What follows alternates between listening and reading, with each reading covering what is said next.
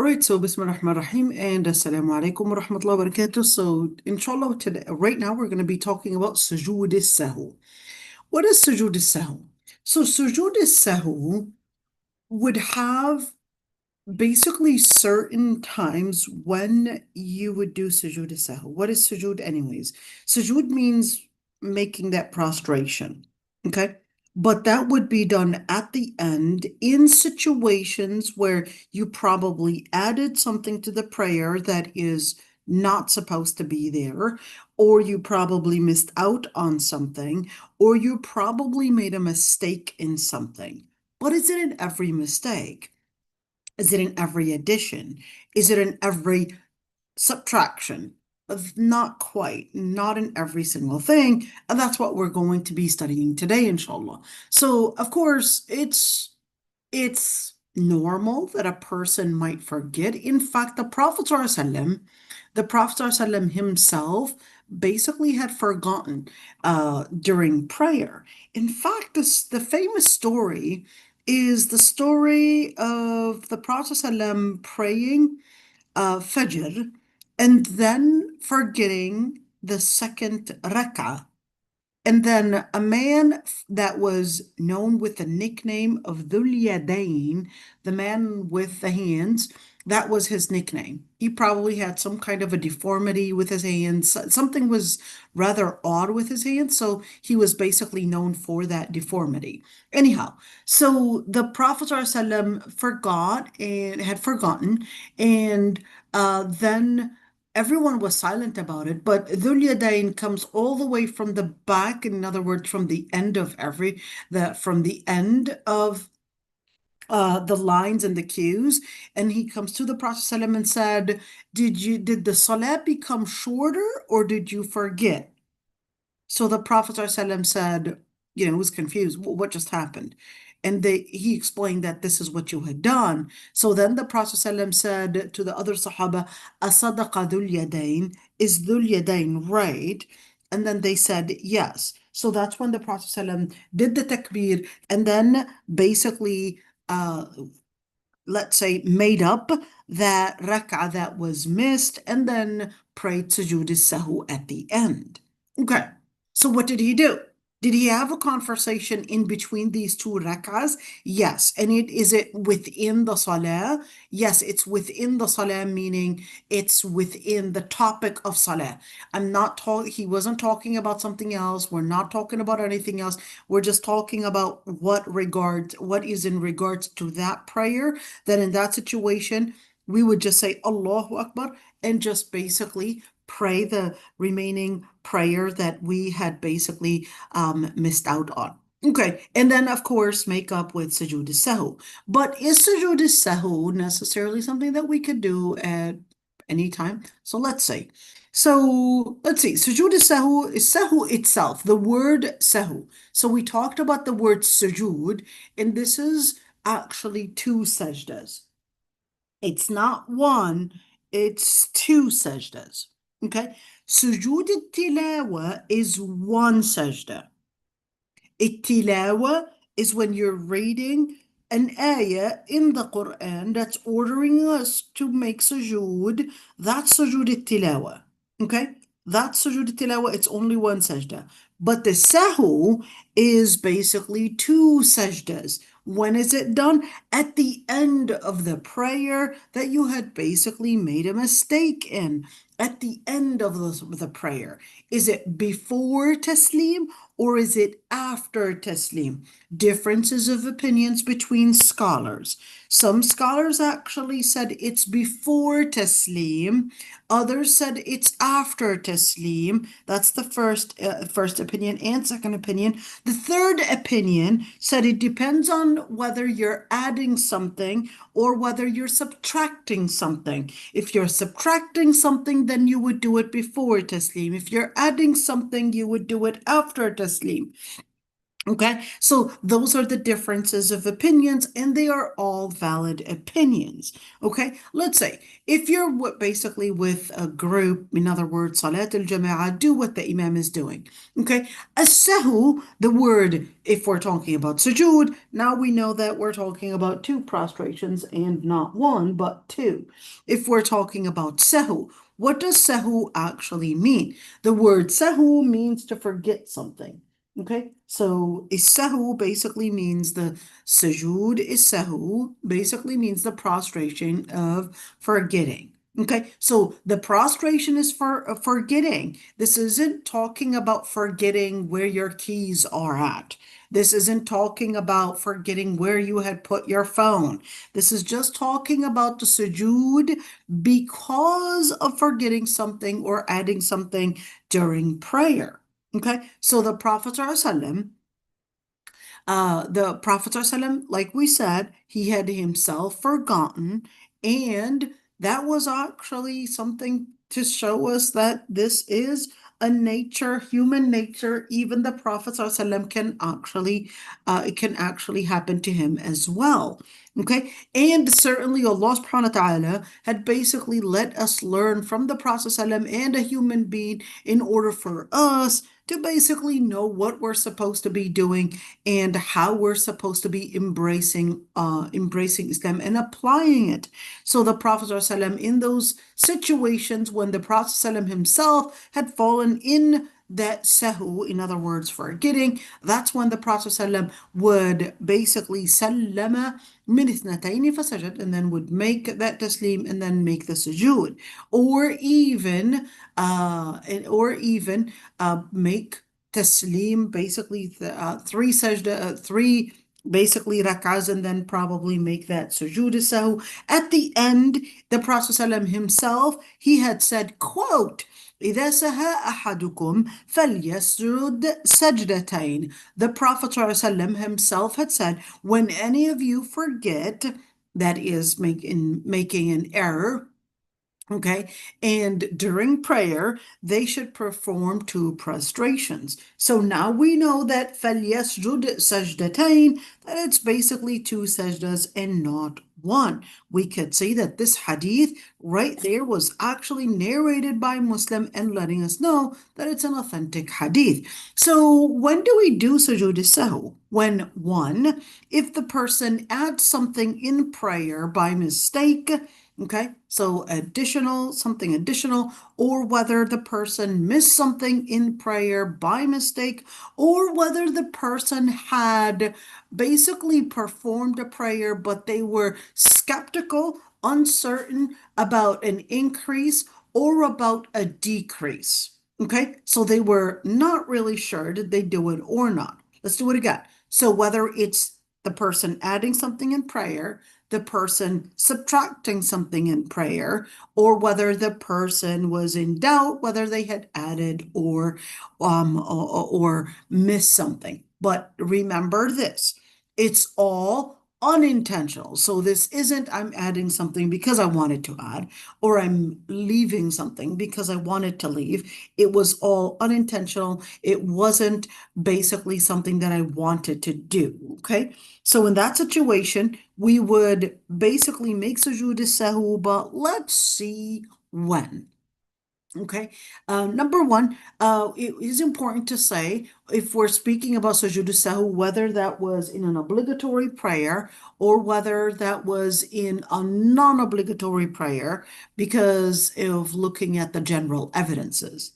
So whether it's a voluntary prayer or whether it's a farida prayer, the rule is the same. You could actually make sujood sahu in that regards. Okay, so in the first situation that you can make sujood sahu in it is basically in a situation where you had added something. Like what? Adding actions or even adding certain words. Let's say, so adding a certain action, such as something that is part of salah. So for example, maybe standing in the situation where you're supposed to be sitting down. So like what? Let's say you're in your second rak'ah. You're supposed to do tahiyyatu lillah, but instead you basically just I guess in that moment, you just forgot and you just got up and started reading the third rak'ah already. Okay, so what happened? Well, that's adding something or probably missing out on something when you were supposed to be doing it. Okay, so in that situation, that's basically a time that you could pray sujood sahw. Should I go back if let's say I'm standing for the third rak'ah and then while I was reading the Fatiha, I remembered, oh man, I was supposed to be reading at the tashahhud. Okay, should I go back if you started already the third rak'ah and the process of the third rak'ah? Don't go back and try to make up what you had done. So if you already started reading the Fatiha, not just standing, if you just stood up and then you remembered, oh, I was supposed to do tashahhud, then you can go right back down and then at the end pray sujood sahw. Okay? But if you already had started reading the Fatiha, don't go back down and say, oh, that's because I missed something. Nope. Khalas, you're too late. Okay? But you can do sujood sahw. Okay? Other reasons, like if you're sitting instead of standing, or you're probably making another extra ruku', you did two ruku'as instead of one. And instead of making one sujood, you're probably making three sujoods instead of one. Okay, so if the person had done that, and certainly unintentionally, they didn't necessarily mean it, then in that situation, they would make sujood sahw. And that's the quote, فَإِذَا زَادَ الرَّجُلُ أو نقص في صلاته فليسجد سجدتين. The Prophet ﷺ said, if a person adds in the prayer or basically eliminates or miss it or subtracts something, then in that situation they would pray sujood sahw.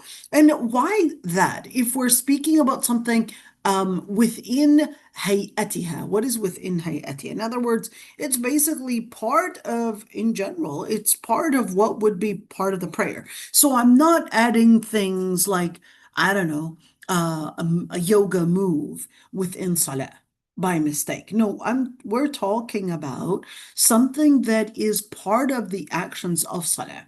Okay? We're not adding something new that is not part of salah. We're still doing the same parts of salah, but we just happen to maybe make more than one ruku'ah or more than one sujood, for example. Okay, then in that situation, they would basically pray sujood sahw in order to make up for the change or the addition or the subtraction that they had done.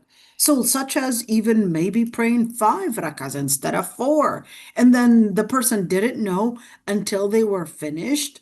And then they were watching them pray, and then they said, you know what? You actually made a mistake in the prayer. What did I do? And he said, you prayed 5 rak'ahs, not 4. Then in that situation, they would make sujood sahw, even though there was a conversation between them and another person that was probably watching them. Okay, then in that situation, you could do that.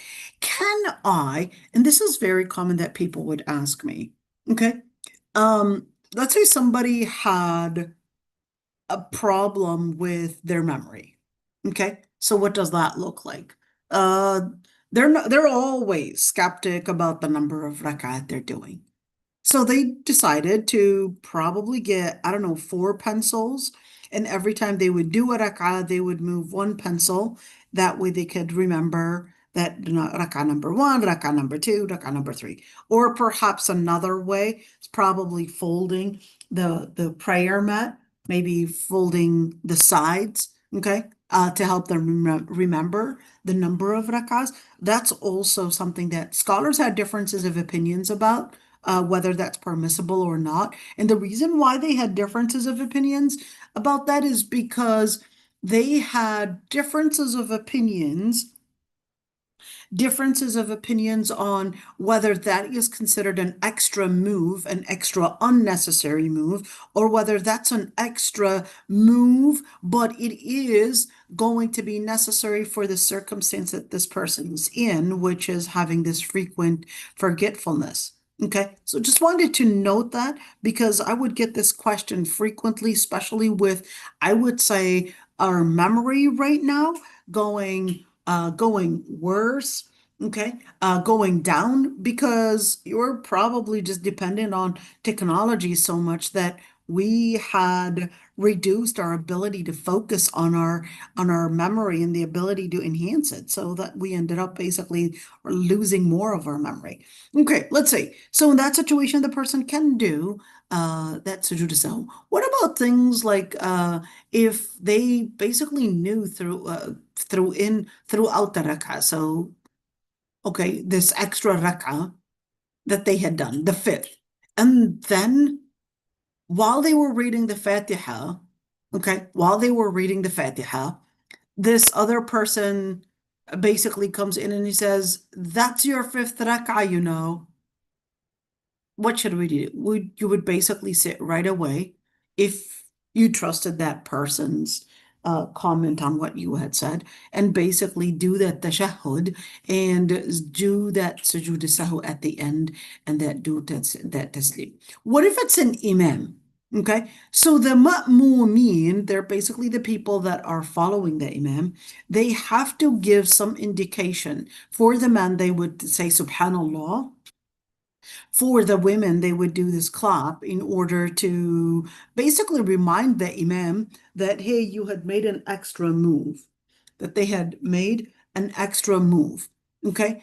So an imam in that situation would basically comply with their, I guess, with their note, or how they were supposed to inform this person that they had made something in salah. So then in that situation, the imam would comply to their direction to putting him on track, to their direction to putting him on track. Okay, let's see. What if it's an addition in qira'ah?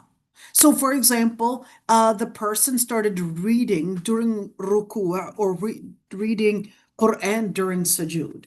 And, it can happen. It can happen. Instead of saying, for example, al-Fatiha, you started Tahiyyatullah wa Salatul Tayyibat. And then you were like, oh no, what did I just do? That was supposed to be at a different spot. Or perhaps maybe read an extra surah at the fourth and third rak'ah, for example. Well, there's no fourth rak'ah for Maghrib, but there's a third one. Okay. And if the person basically had done that by mistake, then in that situation, it's best for them to do sujood sahw. Okay. Let's see. The second situation, if the person decreased something in salah, such as leaving certain things. We're speaking about, there's a difference. If the person had left a pillar, okay, like what? Like, for example, forgot to say the first takbirah, the first Allahu Akbar, that you would announce basically the beginning and the start of your prayer, that you cannot make up with sujood sahw. You would really consider all your prayer as invalid if you had forgotten to do takbirat al-ihram. Okay, and this is very common, especially when people come in for Salat al-Jama'ah, and they come in for Salat al-Jama'ah, and the Salat al-Jama'ah is there, and then they want to do that Takbirat al-Ihram, but then they were confused whether they should do Takbirat al-Ihram or whether they should do that Allahu Akbar in order to do the ruku' with the people that are doing ruku'. So it would be two takbirat that you're supposed to be doing. Allahu Akbar, which is basically the beginning of Salah, okay? And then the other takbirah, Allahu Akbar, would be for the ruku'. What if they just did Allahu Akbar, okay? And then they just went for ruku'. I would say, okay, what was your intention? Was your intention to make that takbirah for sujood, for ruku', sorry, or was that takbirah made by you was to do takbirat al-ihram? So if your intention was to make it for takbirat al-ihram, but you didn't do the second takbirah, then in that situation, your prayer is valid. If you cannot remember exactly whether that intention was to make takbirat al-ihram or whether it was to make sujood al-sahw, sujood, the ruku', sorry, with everyone else, then we would question whether the person had an issue of things like paranoia, OCD. If yes, then we would assume that this is takbirat al-ihram and move on. If no, we would say it's best for you to redo your prayer. Okay? And certainly, sujood sahu, if the person had intentionally or unintentionally had left takbirat al-ihram, sujood sahu would not make up for it. Okay? Let's see. And if it's another pillar, why are we talking about? Remember the pillars, the integral acts of prayer that we did 2 classes ago? That's where it's going to come in handy. It's basically going to come in handy for us to basically know things like ruku' or sujood. If you completely forget a ruku' or sujood, let's say you make one sajda instead of two, okay, then in that situation, okay, if you remember this, okay, and before you even start on the second rak'ah, let's say you remembered or someone told you that you had made one sajda and not two, then in that situation, you must go back and actually make that one. Okay. If only you didn't already start reading the Fatiha for the following rak'ah. Okay. And then the person would basically, in that situation, what they would do is basically make sujood sahu, but because this is a pillar, so let's say the person went for sujood and forgot to do the ruku'ah, or they did one sujood and they already started reading for the following rak'ah, then that means they only did one sujood. So what happens? Is the whole prayer invalid? No, only that rak'ah is canceled out. Only that rak'ah is canceled out. You would continue and basically make the following rak'ah basically be in instead, or at least on behalf of the rak'ah that you had basically confused a whole rukun, a whole integral part of it. And then you would do sujood sahu at the end. Should we do this again? Okay, so we're speaking about the person forgetting to make ruku'ah, and they went for sujood directly. Okay, and they completely forgot, but they already had begun their sujood. Okay, then in that situation, you're going to cancel out that whole rak'ah. What if the person went for sujood just right before they had placed their their knees on the ground, and when they were about to go down, they were like, "Oh, I forgot to make my ruku'." Can they get up and make the ruku'? The answer is yes. They can get up and make that ruku' and then do sujood sahu at the end. Okay? And that's to just note that one. Okay, what if the person only did one sujood? And it isn't until they got up, started reading the Fatiha, that they remember that they only did one sujood. Then they would cancel that rak'ah out and would pray sujood sahu at the end as well. And of course, they would make up that rak'ah that was canceled right after. Okay, what if the person remembers that they had forgotten something after they had read the first rak'ah? Then in that situation, like we said, that rak'ah would be canceled out, and then the following rak'ah would be instead of that one. Okay.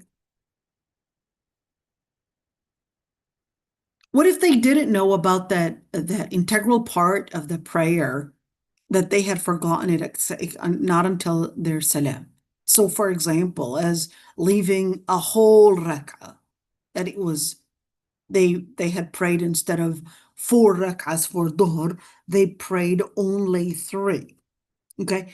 If the timing, or at least if we're speaking about in this scenario, that the situation wasn't too long, then and they still had their tahara, then in that situation they would just basically come in and pray that other rak'ah. How much is too long? Too long would basically mean we're speaking about maybe getting into multiple distractions. So the person probably, I don't know, opened their WhatsApp, started watching some videos that someone sent them or etc. That's basically a long time. But if we're speaking about just 2 minutes or there wasn't a lot of distraction, then in that situation, the person can actually make that rak'ah. But on a condition that when you remember that you have to do it, that you would do it right away and not say, okay, I'll just do it later. No, there's no they'll just do it later, or else your whole prayer is invalid. Okay. And let's just say the person had lost their wudu. Okay. They were doing the third rak'ah, and right in the third rak'ah, guess they passed gas, and then they wanted to go make wudu and come back and uh, go back and make wudu and come back to continue the prayer. No, you can't do that. You would have to start over. Start over the whole thing? Yeah, start over the whole thing, not necessarily continue. Okay. What if the person had left the last tashahhud or at-taslim itself? Well, that's an integral part of prayer. Okay. That would not be considered if the person left it, and we're not talking about left it intentionally. We're speaking about left it for by forgetting. They forgot to say Assalamu alaikum rahmatullah, or they forgot to say the last tashahhud. Okay, then in that situation, it would not be like leaving a whole rak'ah. All you would need to do is just say Assalamu alaikum rahmatullah and do the two sajdas. Do the two sajdas like that, just stand up and just say Subhana Rabbi al-A'la, Subhana Rabbi al-A'la twice, and then say Assalamu alaikum wa rahmatullah. Yes. What if the person forgot the first tashahhud and then they get up for the third rak'ah? Okay. If they did not start the Fatiha,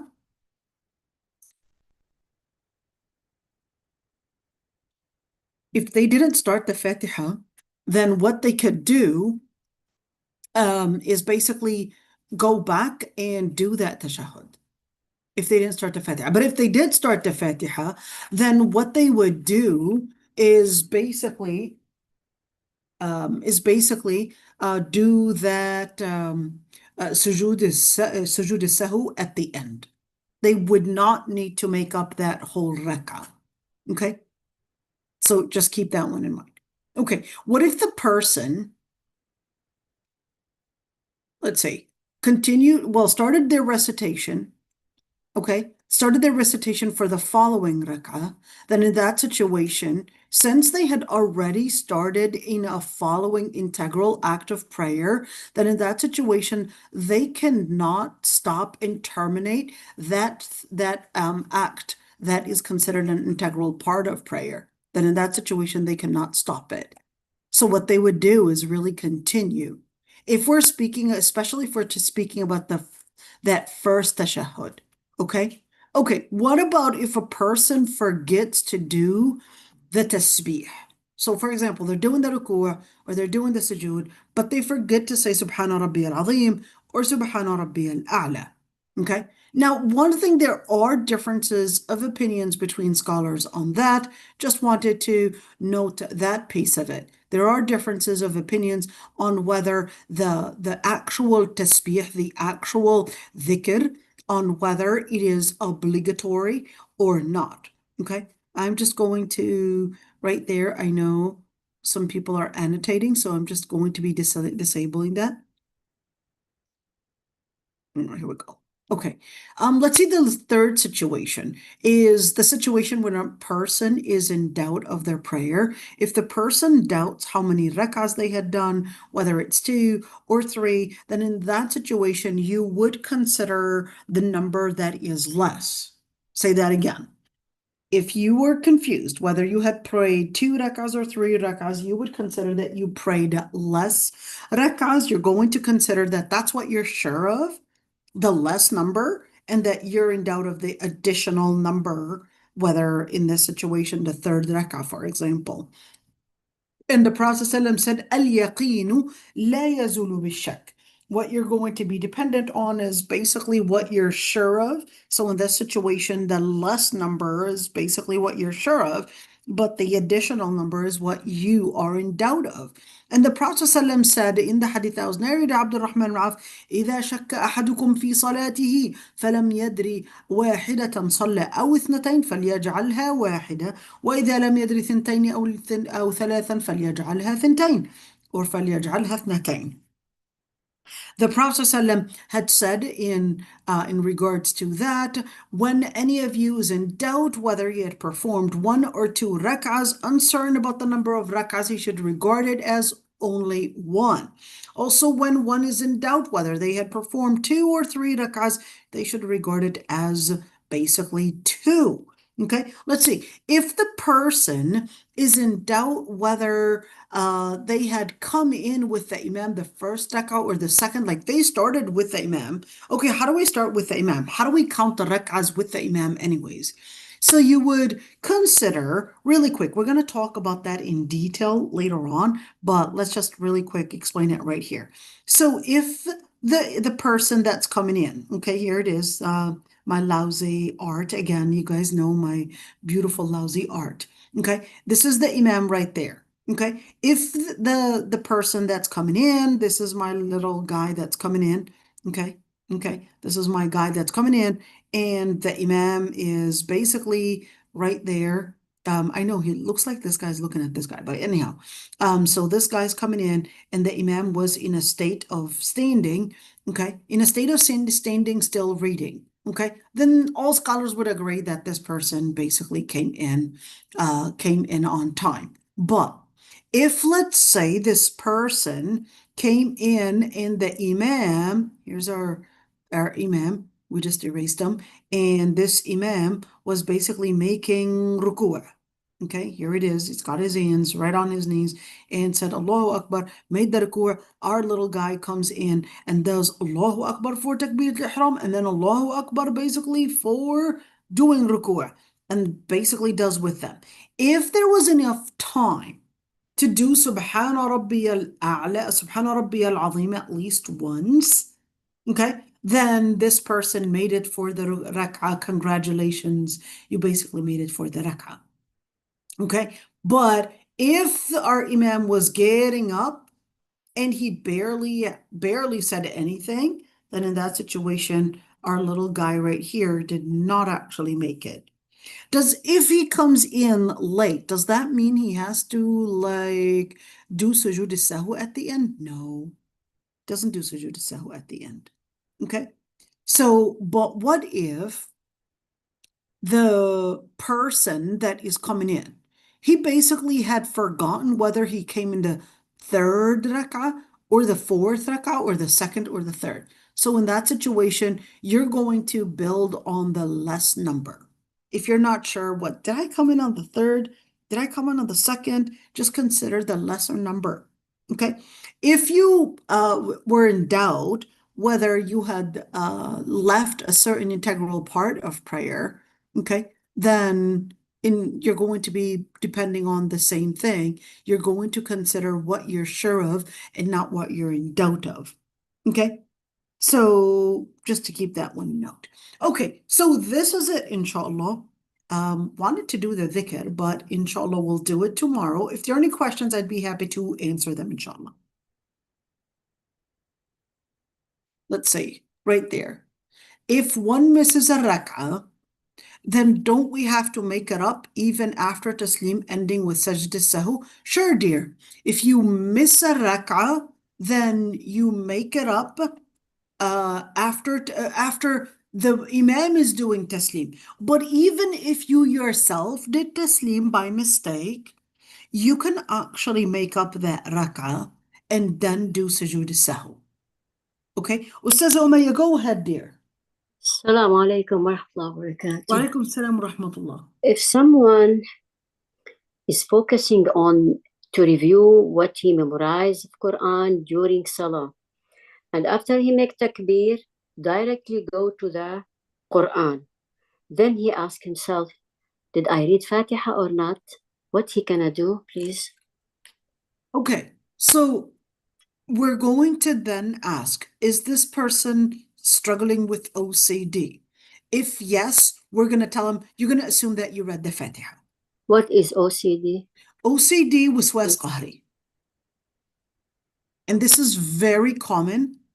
This is very common that I would get people that are going through, that waswas, paranoia, and they're always just doubting everything that they're doing, etc. Then in that situation, I would say you're going to assume that everything is fine and you did everything right. But if the person is not struggling of anything of that sort, then in that situation, we would say, well, you are going to assume that you didn't read it, and that particular rak'ah is basically invalid. He can do it again after that? Yeah, you absolutely. You're going to be considering the following rak'ah as basically in replacement of that one that you had made an integral mistake in. If this not happen every time, can he consider himself he has this OC something? We would say how often. Mm-hmm. If it's often, then we would say, I want you to right now consider that you're in this category of waswas, and we're going to be working with you to correct it, at least within prayer, and you're going to assume that everything that you did was right. So he had to do it after he finished, or not counted the first rak'ah and he do it again before he complete his salah? Okay, so since they missed, if they're still in salah, so certainly that first rak'ah that they had forgotten the Fatiha, okay, then in that situation, that particular rak'ah, that they would simply cancel it out, and the rak'ah that they are doing right now, they would consider basically now the second rak'ah is going to be their first, the third is going to be their second, and so forth. And at the end, he do it and then sujood sahw. Yes, dear. Right? Okay. طيب. Now I prove to myself that I forget because I prepared the question about this point. But it's not yani, because he focusing on what he has to memorize during Salah, yani focus on what you want to read then, or to memorize it or recite it, and because of he is busy of this Quran, he forget it's not mental issue, it's like busy with the Quran. Can we consider it like that? Well, regardless of a person being busy with the Quran or whether it's a mental issue, it's going to be taking the same ruling. So when he can decide it's a mental issue, if it repeated many times. If it happens frequently, then we're going to say, oh, you're currently dealing with an OCD. I mean, it doesn't necessarily require medications, okay? Unless we're speaking about a real mental issue that this person is going through, that's psychiatrist to basically figure out. Okay. But if we're speaking about something that is temporary and something, sometimes it stretches. It really can happen to a person, and all of a sudden you're like, I didn't have this issue. All of a sudden it's happening. Just a chemical imbalance in the brain. It can happen. Okay, so in that situation, if it's happening frequently, this happens, let's say, maybe either once a day or maybe every single day, okay, or more than once a day, then in that situation, I would put you within that category. Okay, okay. Kindly, may I know the name of this book? Is it only Arabic? This is the same ملخص الفقهي. Can I say المراية تبعه من قدام? حتى Sure, اشرحي. sure. I will give you the beginning. So let's just remember the page we're on, 154. This is basically the book. Boom, here we go. This is it. Can I find it only in Arabic? So this is the book in Arabic. This is the book in English. It's two books. I can find it in Arabic, Well, so. I mean, it's two, but it's one book, but it's the translation. يعني same book, it translated Yes, page ma'am. page by Yep. page. Page by page, word by word. What if I need it in Arabic only? Oh, this is it right here. You want it in Arabic? Here it is. This one. Yeah, this This what I. one. Yeah. Yeah. And how You many is want it, it in please? English, and here it is. This is the English one. Good. How many volume, please? This is in two volumes. This is in two volumes, and it's a pretty easy book. It's a pretty, I love this book. I always teach from this book. What I like about it, fiqh sunnah is rather more detailed, but this one is a summary. And it's good for the beginners in talab al-ilm in fiqh. It doesn't go in a lot of details because, I would really recommend it for the beginners in fiqh. I would really recommend it for high school students and even, my son and my kids. We were basically reading this together, and I would explain it to them page by page. We would read it together and basically just explain it every single day, just take a portion of it. And Okay. for teaching also is. And for teaching, right, and for teaching. So it can be a very good textbook for eighth graders and up.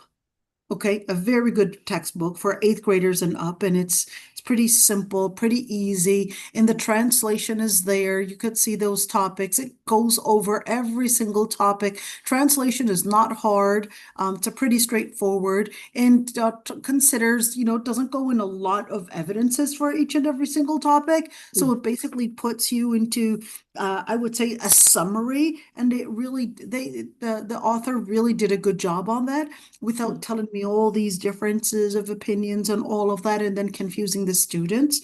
Because I tried teaching fiqh sunnah, and I taught fiqh sunnah, and in particular for fiqh al-ibadat, the students really, really got confused. The students were not at that level to take fiqh sunnah because if you're putting in these differences of opinions and you're putting in all these different details, the more details, the more confusing for the students. So you try to stick to the point and actually talk about it. And plus, I like the translation for this one. It was actually better than the translation for fiqh sunnah. Okay. And plus, you can have the Arabic side of it and the English side of it. And for those that want to speak Arabic, and plus, I believe it's also translated into Urdu as well. So yes, it was actually translated for a number of different languages. This book is actually in two volumes as well. And it covers each and every single topic in Islamic studies. Now you open two books, one in English and one in Arabic, right? Right. Is that what you're saying? Are you seeing that? Yeah. Now you show us now two books, separated books, English and Arabic. Right. I'm basically opening up the book in Arabic and the equivalent translation, basically. Yeah. Okay. All right. So just to let you know, so whenever, for example, I'm pointing at the page, you would basically have the English piece of it because it would be easier for those that would speak in English to basically see those notes in English, and for those that would speak in Arabic. And plus, when I would need an hadith or an ayah to be read, they would be capable of seeing it, and I would just, basically let them see that this is equivalent to this, for example. Which mazhab Dr. Fawzan follow in this book? So he's definitely Salafi. There's no doubt about that. I.e. Hanbali. Okay, there's no doubt about that. But what I like about him is that he tried as much as he can to stick to the preponderant and not necessarily 100% Hanbali. He tried to stick to the evidence, which is really good, and this is what I like about this book. He didn't necessarily want to consider just the Salafi opinion because it's a Salafi selection, but he tried to stick to the evidence. So what about Muhammad bin Abdu, the first scholar in Saudi? So Fawzan is following No, his you mean Muhammad Abdul Wahhab? Abdul Wahab, yeah. So what about him? Uh, about his theory, it's the affected Dr. Fawzan is follow his rules, because when I we would mention say there's an exaggeration. There's an exaggeration in some people would want to put in, Muhammad Abdul Wahhab like this person that wanted to put in this dangerous influence. Certainly, I disagree with, certain political things that happened, so that's a different topic. But in general, to stick to fiqh, I think they had made a good contribution. Okay, so whether the Ash'ari, whether the Salafi, I think they had made a good contribution, and I think to embrace such contribution is important in order to advance the ummah, because we definitely have to recognize that there may be certain mistakes that certain Muslim leaders, individuals can make, but if we are going to cancel out a scholar just because we probably consider that they had made a mistake here and there, we're going to cancel everything out, then what we're going to be doing then is leaving out a whole great contribution that can be a great addition to the ummah. And this is part of the contribution that they probably contributed within the ilm, whether it's in fiqh, whether it's in aqidah, etc. And the mistakes that or the things that we probably disagree on, we're basically going to point out, oh, we're not sure about that one. We disagree with that one, etc. Same thing if I'm talking about the Ash'ari. There are great ulama, great scholars from the Ash'ari that basically had contributed great ilm. I'm not going to cancel out al-Ash'ari, just like I'm not going to cancel out the Salafi. I'm going to say Jazakumullah khairan for the contribution, whether you're Ash'ari, whether you're Salafi, whether you're Mu'tazili. I'm going to say we'll take the good contribution and we'll basically embrace that. And whenever a mistake happens, we're basically going to consider that we'll omit the mistake, we'll leave out the mistake, and basically be the bee that looks for the pollen and not the and not the uh and not the fly that looks for any area that is basically dirty area. So no, people have mistakes, but we're taking in the good contribution. We'll embrace it. Sometimes there's an exaggeration. I would say politically, sometimes people would exaggerate the influence of perhaps a certain group, and then they would exaggerate to cancel out others. I don't want to cancel out not Muhammad bin Abdul Wahhab and certainly not the Ash'ari as well, and I will not cancel them out. I would say, hey, al-hikmah dallatul mu'min. We will basically embrace every good contribution. We need every good contribution to let the ummah basically stand and basically learn its Islam. That's it. so madhab al-Wahhabi by itself is a madhab, same like Mu'tazili or Ash'ari. No, no, no, no, no. That's a different history. Muhammad ibn Abdul Wahhab, he basically came at a time Mhm. when the ummah was pretty much so distant away from its Islam. Okay. Right. The Uthmani Empire at the time, even though, I am fully aware that we are indoctrinated to believe that the Uthmani Empire contributed nothing but wrong, which is very dangerous to believe. That's not actually true. The Uthmani Empire was a very important time in Islamic history.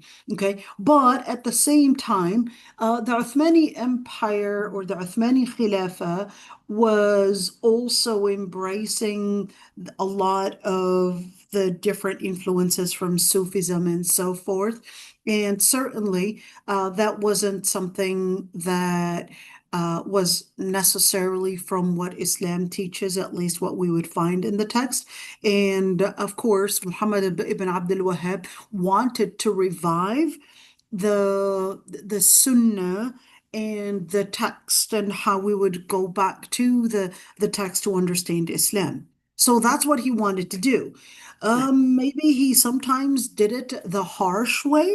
Okay, so we'll disagree with that, but that was the intention. Okay, we may disagree with the method that he used, may disagree with the political let's say, motive and how he opposed the Uthmani Khilafah at the time when there was the colonizing imperialist powers that were lurking through the Ummah and to divide the Ummah. So didn't take that in consideration. And unfortunately, of course, was opposing al-Khilafah al-Uthmaniyya when already the imperialist Western colonizing powers were basically wanting to divide the Ummah. And right now, I would say we're harvesting that mistake. We're harvesting the mistake of us not being aware, our ancestors basically not aware of that Khilafah Uthmaniyya was necessary in order to keep us intact, to keep us undivided, and that sometimes we can make a wrong reading for the political situation or even how we understand our priorities. So that's that piece that I could explain that there was a good contribution to get the Ummah back. That was the good contribution to get the Ummah back to going back to the text, to going back to the Quran, to going back to the Sunnah. But then you also had, I guess, the political situation, which I would say won't necessarily agree with their qira'ah, but perhaps at the time maybe their situation and their ability to read and interpret the political situation and how far and where this is going. I don't think that they had anticipated or even expected that going against the Khilafah Uthmaniyya would cost us this much. It costed us a lot. The end of the Khilafah costed the Ummah a lot. And I don't want to say that the Khilafah Uthmaniyya, that the main reason why it ended was because of Muhammad ibn Abdul Wahhab. Absolutely not. It was also the Arabi nationalism, the Arabi ignorant and stupid nationalism with Sharif Hussein and those basically starting to believe that somehow fighting al-Khilafah al-Uthmaniyya was for their benefit, and that the Western colonizing powers was basically concerned about their autonomy, the Arabi autonomy, and concerned about their independence and blah, blah, blah. And they actually believed it. You know, it's, Allah subhanahu wa ta'ala basically tells us that you never let al-zalim and the oppressor be as the one as your wakil. But I guess the Arabi nationalism, they didn't read not the politics and not the situation through the lens of Quran and Sunnah, and they literally had fought their Muslim brothers, the Turks, and created an alliance with the Kafir, with the Brits, and with the French. That's what happens, and that's why we're paying the price right now. Allah al-Musta'an. So it wasn't just one factor, but just enough. But I would definitely benefit from the contribution, whether it's, the person is coming from a Salafi background, or whether they're coming from a Sha'ira background, or whether coming from a Sufi background. used Saeed Hawa's books, and we had done Saeed Hawa's books, and that's Sufi. We had done also Al-Ghazali, and that's Sufi. And right now we're using this book, basically Salafi, but it's a very good book. It's a good contribution. And we're also doing, of course, Al-Qurtubi, who's actually Ash'ari, and will embrace the good wherever it is. جزاك الله خيرا وأغدق وإياكم. الله عليك من المعارف وعلوم الدين وفتح علينا بما فتحه عليك يا رب. آمين يا ربي آمين آمين آمين. So this is it. إن شاء الله سبحانك اللهم وبحمدك نستغفرك ونتوب إليك نشهد أن لا إله إلا أنت. Oh, you want me to show the cover again? Okay, I'll show you both covers. Sure, here we go. Hold on, let me see. Right there. So this is the cover in English. Okay, and you can actually get that for free. You just put a summary of Islamic jurisprudence and Al-Fawzan. You know, I can actually show you how to get it right now. So summary. Oh, he in fact right there is summary on fiqh Fawzan. Here it is. You got it right there. Got an archive, and if you open the archive, you could just go over here. Okay, it opens up, and then you can go, boom, right there, PDF, just download it. You got 2 files, basically chapter 1, chapter 2, and this is it. You see it?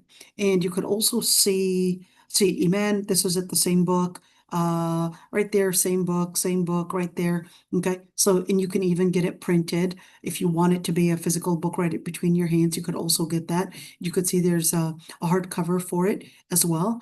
And there you go. You have it right there. This is the guy Al-Fawzan. This is what he looks like. Okay. And for fiqh sunnah, for the Arabi piece of it, let's go for the Arabi piece of it. It's basically called al-Mulakhas al-Fiqhi. Okay. Al-Mulakhas al-Fiqhi, al-Mulakhas al-Fiqhi. And here it is. PDF. You got it right there. Open it up, same way. Okay. And you're going to go, this is it. This is al-Mulakhas al-Fiqhi. And it's basically in 2 volumes. And you're going to go PDF. You're going to download this. Here we go. You're going to download it. You got basically first volume, second volume, and then it's basically going to download on your download file, and you got it right there. That's it. You see it? Not too bad. And plus, look at this. Even though I absolutely do not like this guy. Okay. Absolutely do not like this guy. This guy. Okay. But in learning fiqh, it should be okay. Why do I not like this guy? Okay. This guy, the guy that's talking, not the book, okay? The guy that's talking. Because, believe it or not, he was distracting the ummah from Palestine and Gaza. And he was actually making fun of the Muslims in Palestine, and basically telling people, don't even talk about Palestine. It's their issue. It's not our issue. It's Palestine, and don't get distracted with thinking about or even making dua for Palestine. Has nothing to do with us, and all of that. You'd be so surprised. And yeah, yeah, Allah al-Musta'an. But of course, you could see right there, Ibn Uthaymeen, Al-Fawzan himself, basically had his own sharh. So the guy that is the author basically did his sharh in Arabic too. So it's pretty good, huh? Right? So this is it. So subhanakallah wa bihamdik nastaghfiruka wa natubu ilayk nashhadu an la ilaha illa ant. Okay? Yeah, I know. Allah al-Musta'an. You could, like I said, you can have people just going wrong and definitely going wrong. And unfortunately, how can a person actually see their Muslim brothers and sisters being killed? I mean, it's not because I'm Palestinian, regardless. It's because you're Muslim. It's because you're human. You recognize that what's happening in Palestine is beyond, is beyond. They're wiping out a whole entire population. And you want to tell me, oh, you guys have nothing to do with it. Don't even think about it. I'm sorry. You really need to reread your Aqidah books. Okay, this is it. سبحانك اللهم وبحمدك نستغفرك ونتوب إليك نشهد أن لا إله إلا أنت